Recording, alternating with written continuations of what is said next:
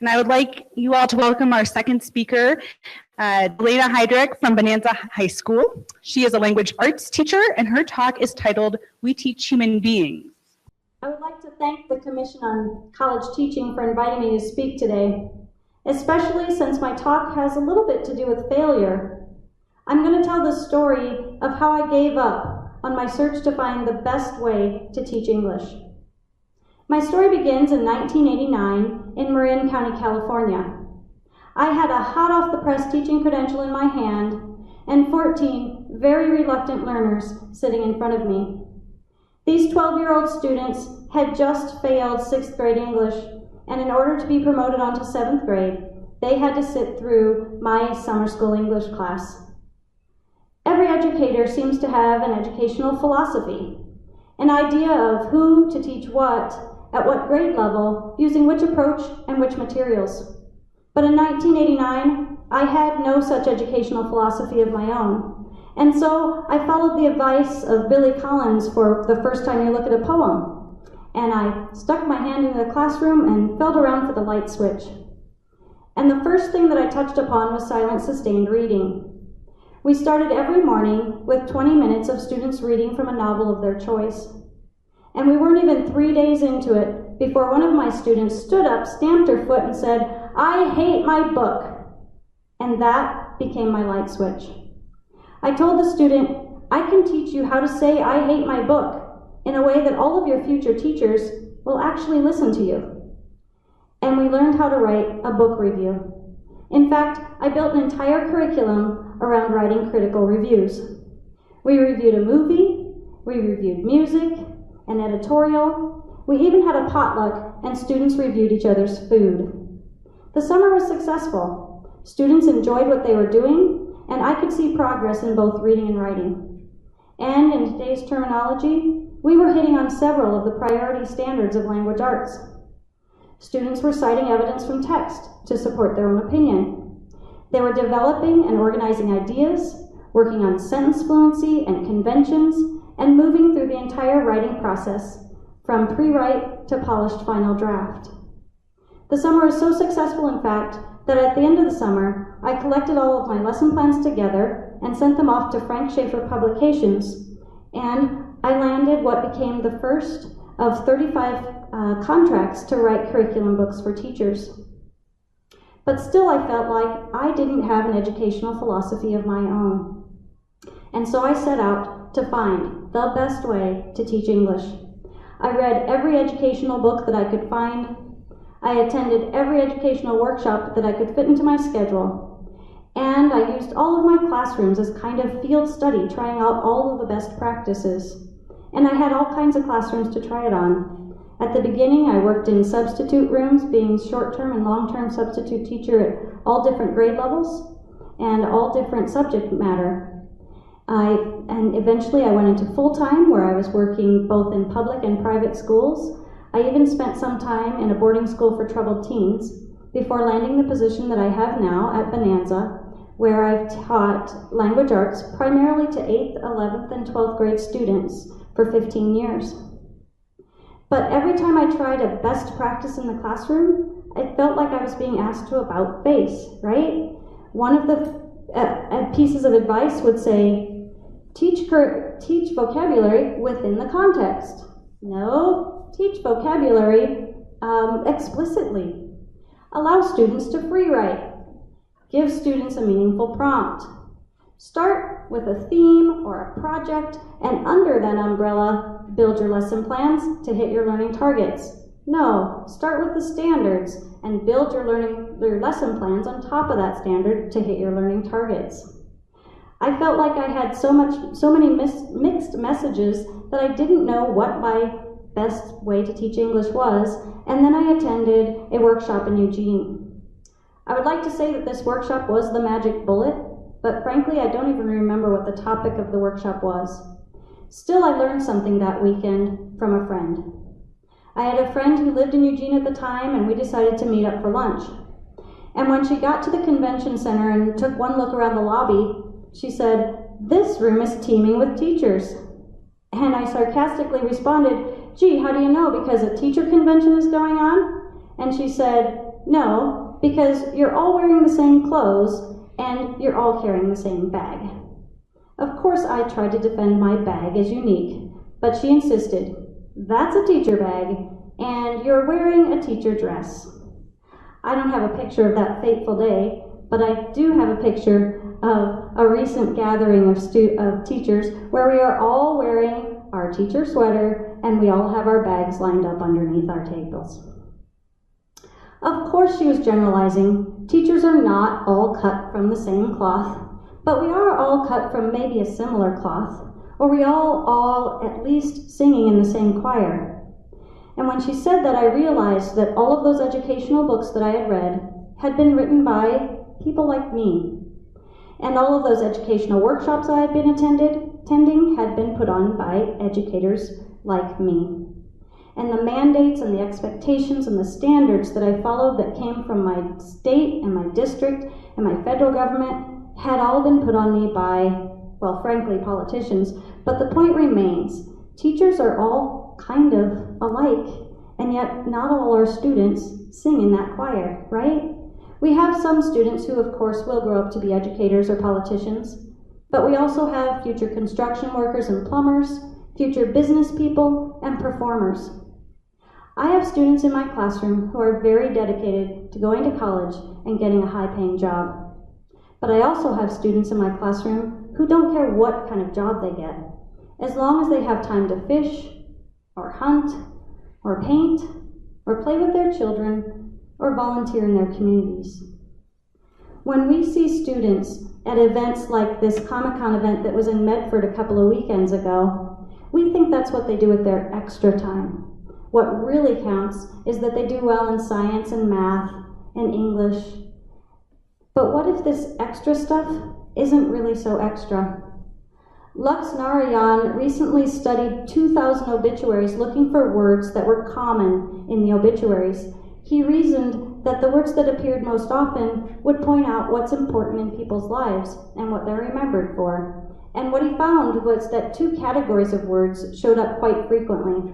One of those categories was words that had to do with creativity, words like art and music. And the other category of words that he found were words that have to do with our social connections with each other, words like help and lead.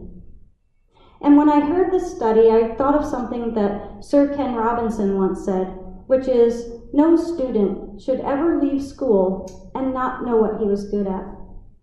And I realized that as long as I was on this search for the perfect way to teach English, some of my students might have been leaving my room not knowing what they are good at. So I threw that quest for the perfect pedagogy into the back seat. And along with it, I threw the standards and the learning targets and the expectations. I didn't throw them out the window, but I put them in the back seat so that I could put the student in the driver's seat of his own education. And when I did this, if you don't mind a mixed metaphor, what happened was the dance of learning started to look different. When the standards and the mandates sat in the front seat, the dance of learning looked very much like a square dance. The students and I would put our right foot in, right foot out, do-si-do, and bow to our partner, but it was a very stiff-looking dance. When I put the student in the driver's seat of his own learning, it began to look more like this freestyle dance of my grandchildren. Because real learning, authentic learning, has much of an organic feel, right? You're responding to each other, the student and the teacher, in real time. One of the ways that I've been able to keep the student in the driver's seat in my classroom is to give them more choices in how they can demonstrate proficiency in something. Now, I do teach English, so a lot of my assignments do require students to write because that's what I'm assessing and that's what I'm teaching most of the time, but not always. So for example, recently when I wanted to know whether students understood the internal conflict of Paul in the book All Quiet on the Western Front, I allowed students to select their own way of demonstrating that proficiency. And this student who drew a picture clearly understands that Paul was conflicted about whether to look at the enemy as a friend with the handshake or as an enemy with the gun. And he was very frustrated with the idea that it was a superior officer standing in front of him telling him what which way to look at them. And this second student understands that Paul had a lot of different internal conflicts going on inside his mind during chapter 8, so many in fact that it was filling up his brain and driving him crazy. I have another student, not pictured here, who actually took all of Paul's internal conflicts and put them on a bar graph, and then used evidence from this text to demonstrate why each conflict ended on the bar graph where it did. And in addition to allowing students to demonstrate their proficiency in ways that have more meaning to them than they have to us, we can also, whenever possible, allow students to select their own topics for study. In one of my classes, we recently completed a magazine project. And so for 4 weeks, students only read and wrote about something that actually had interest to them. The student pictured here was writing about travel. This is actually an excerpt from her advice column on travel. I had another student in that class who wrote about street graffiti. And he wrote an article about the largest piece of graffiti ever found in the world. And his article was so interesting that we stopped. We read the article together, we looked up on YouTube and found that we could watch these guys creating this graffiti. We didn't watch the whole video, but we watched part of it, because when students are in the driver's seat of their own learning, you actually stop at the vista points. Another place that I've had a lot of success with students in their own driver's seat of their own learning is with the project of Poetry Out Loud. Poetry Out Loud is a contest in which students select a poem, they memorize it, and then they recite it for their classmates and for a judge because they're trying to move on to a next level of the contest. At first, I didn't actually use this in a language arts classroom because poetry only appears once on the Common Core standards, so it's definitely not a priority. And a lot of teachers have pushed poetry into the back seat or even out the window altogether. But luckily, I work at a small school, and if you're at a small enough school and you know how to sing, and you know how to read music, in addition to teaching English, sometimes you'll have a choir class. And that year that I learned about Poetry Out Loud, I did have a choir class. And so I used the Poetry Out Loud project in that choir class and also in a speech class. And what I noticed was that organic dance, that freestyle dance of learning that's really the authentic learning, was starting to take place. At first it started simply with a student asking what a word meant in a poem. And then another student piped up with, I think I want to use this poem, but can you help me interpret this section?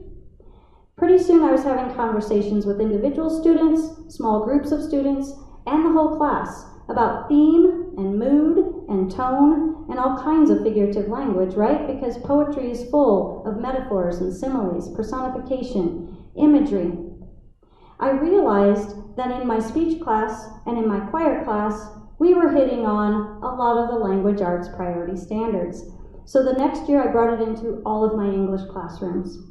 And I won't say that every single student in my classrooms is excited about reciting a poem to their classmates, but I will say that when they are studying the figurative language and theme and mood through a poem that they've actually selected and that they want to make sure someone else can understand, they study those things at a much deeper and more meaningful level. And then finally, the class that probably I've used the student in the driver's seat of his own learning in the most pure sense is in my dual credit class, which is Writing 121 and Advanced English. And for that class, for the past 6 years, I've used learning and education as the topic through which we study and we do writing, reading, and our out loud discussions. And through those 6 years, we've probably looked at every aspect of education that you can imagine. We've looked at the question of what really is education? And does the definition of education change over time? We've looked at the question of what does learning actually look like in the brain, physiologically and chemically? What do educational psychologists say are the necessary conditions for learning to take place? How does a child learn to walk and talk and use his mom's iPad without ever being explicitly taught? Is there really such a thing as explicit teaching, or just the right conditions for learning? Are America's schools failing? And if that's just a myth, why is it so pervasive? We've looked at all kinds of aspects of learning and education because if we're going to be talking about how best to learn, the learners ought to be some of the people that are at the table of that discussion. And as I've listened to my students talk about what it is to learn, I've learned something myself. And that is that I was asking the wrong question all along. I had been asking, what is the best way to teach English? But I don't teach English, and you don't teach biology, and you don't teach history. The subject matter is simply our medium.